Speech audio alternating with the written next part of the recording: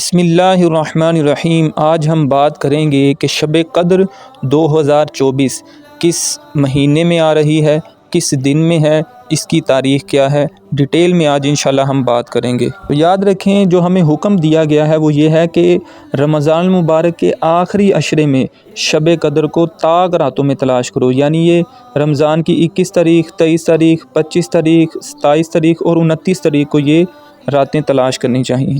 تو اس کے متعلق ہم بات کریں گے تاکہ ہمیں آسانی ہو جائے کہ جنوری، فروری، مارچ کے اعتبار سے وہ منتھ کون سا ہے اور پیر، منگل، بدھ کے اعتبار سے وہ دن کون سا ہے، مارچ یا اپریل کی تاریخ کون سی آ رہی ہے اور کون سا دن آ رہا ہے، تاکہ ہمارے لیے آسانی ہو جائے۔ تو اس کے فضائل کے حوالے سے بھی مختصر بات کریں گے۔ یاد رکھیں، حدیث پاک میں آتا ہے، صحیح بخاری شریف کی حدیث ہے، نبی پاک صلی اللہ علیہ وآلہ وسلم نے ارشاد فرمایا، جس نے اس رات میں ایمان اور اخلاص کے ساتھ قیام کیا تو اس کے عمر بھر کے گزشتہ گناہ معاف کر دیے جائیں گے۔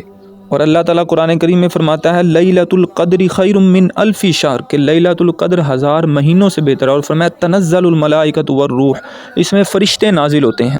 اور لیلۃ القدر کو قدر اس لیے کہتے ہیں، قدر کا مطلب ہے تنگی، یعنی ملائکہ اس رات میں اس قدر نازل ہوتے ہیں کہ زمین تنگ ہو جاتی ہے۔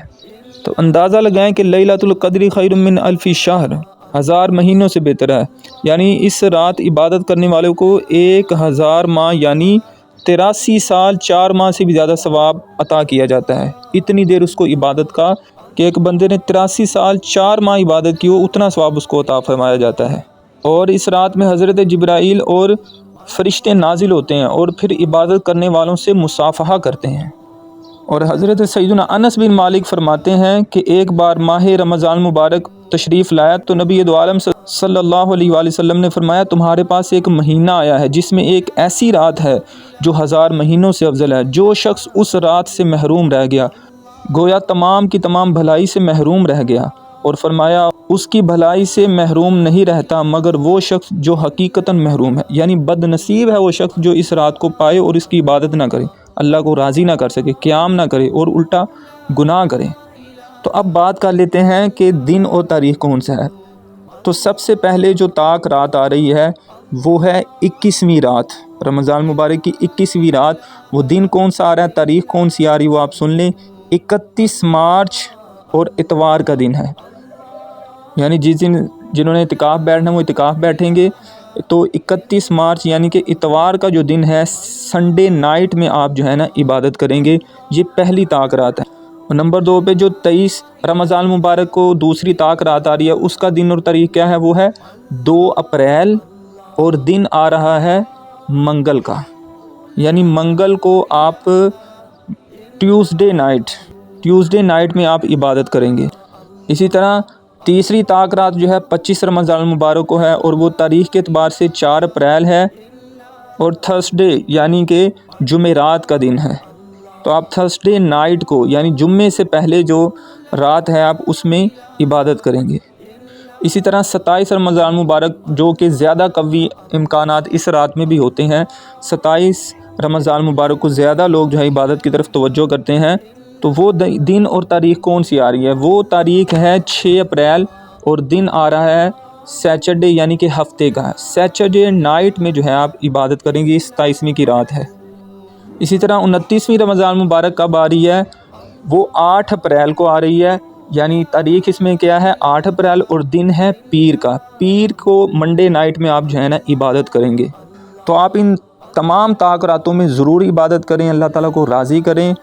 اور سب سے بڑی بات کہ اس رات میں آپ کم از کم کوئی گناہ نہ کریں، ایسی نافرمانی نہ کریں کہ اللہ ناراض ہو جائے۔ تو بعض لوگوں نے اس کی کچھ نشانیاں بھی بیان کی ہیں، لیکن 100% کوئی بھی نہیں کہہ سکتا کہ کون سی رات 21ویں ہے یا 23ویں ہے یا 25ویں، اس کو پوشیدہ رکھا گیا ہے، کوئی بھی رات ہو سکتی ہے۔ آپ ان تمام راتوں میں ضرور عبادت کا اہتمام کریں۔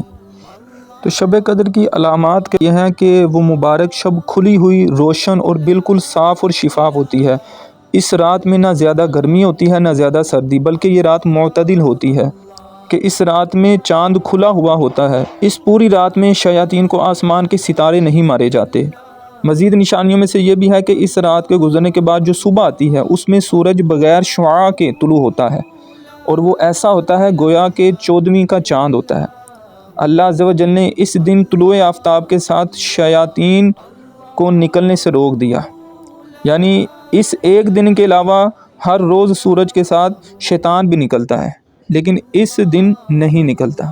تو اس رات میں آپ جاگیں، عبادت کریں، کمزوروں کے لیے، بیماروں کے لیے، قرض سے خلاصی کے لیے، تمام مسلمانوں کے لیے دعا کریں، اور فلسطینیوں کے لیے دعا کریں۔ اللہ تعالیٰ ان کے حق میں بہتری فرمائے، اللہ تعالیٰ ان کی غیب سے مدد فرمائے، دشمنان اسلام ہے اللہ تعالیٰ ان کو تباہ و برباد فرمائے۔ بسم اللہ الرحمن الرحیم۔ اب ہم بات کریں گے شب قدر میں کیا پڑھنا چاہیے۔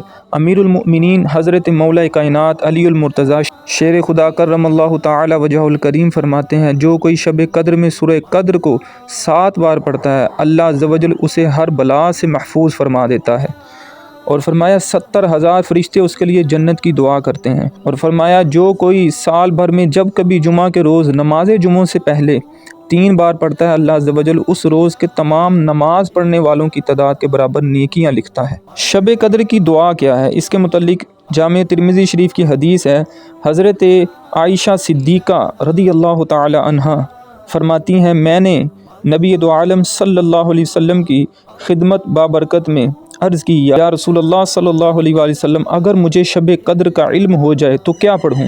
تو سرور کائنات امام الانبیاء صلی اللہ تعالی علیہ وآلہ وسلم نے ارشاد فرمایا، اس طرح دعا مانگو، اللہم انک عفو کریم تحب العفو فاعف عنی۔ ترجمہ، اے اللہ بے شک تو معاف فرمانے والا ہے اور معافی دینے کو پسند بھی کرتا ہے، لہٰذا مجھے معاف فرما دے۔